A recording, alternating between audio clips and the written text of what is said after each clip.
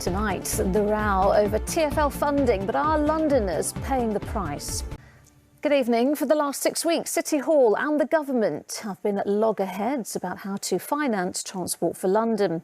Did the mayor splash the cash on fare freezes before the pandemic, or is the government holding Londoners to ransom with its bailout demands? And why does it matter when new projects to improve roads, the underground and buses are all on hold or at risk of not happening at all while the stalemate continues? London Assembly members wrote to the Transport Secretary today to complain about what they call a paralysis. With more, here's our political correspondent, Simon Harris. Simon, a stalemate. What's it going to take to get it sorted? Well, the current fund interim bailout, it's hard to say. London Assembly. It was interesting to hear what Keith Prince said there about all the warnings of dire consequences from TfL and City Hall. All right, Simon, we'll have to wait and see. Thank you. Lee Boxall's family should be celebrating his birthday today. He would be turning 49, but Lee hasn't been seen since 1988. He was 15 when he vanished without a trace from Sutton. No one has even been charged in connection with his disappearance, but police say they hope a £20,000 reward decades on might prompt someone somewhere to come forward with information. Martin Stew has been talking to Lee's heartbroken dad. Well, the ITV News continues with the national and international stories at 6:30. Here's a look at what's happening with Mary.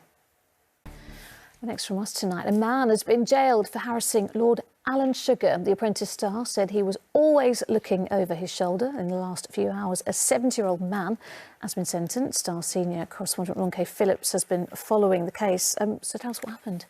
Yes, so 3 of these letters, and although they were opened by his assistant, they were all in East London, was jailed for 3 years.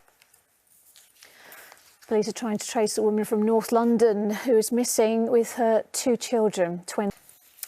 Out of the Grenfell inquiry today, details came out of a report about the dangers of putting flammable cladding on buildings. The report was published 14 years before the fire that killed 72 people. No building regulations were changed after the report came out. Rags Martell was listening to the evidence. Still to come on the programme.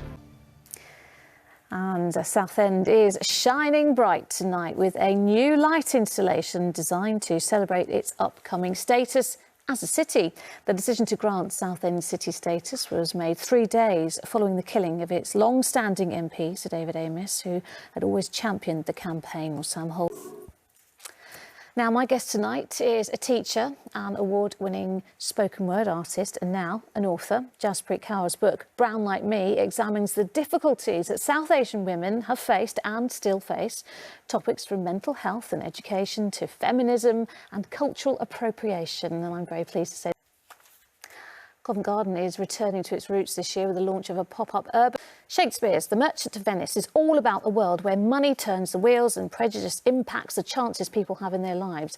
They are themes which are just as familiar today, and now there's a new performance of the show set in modern-day London. Anna Geary went to find out more.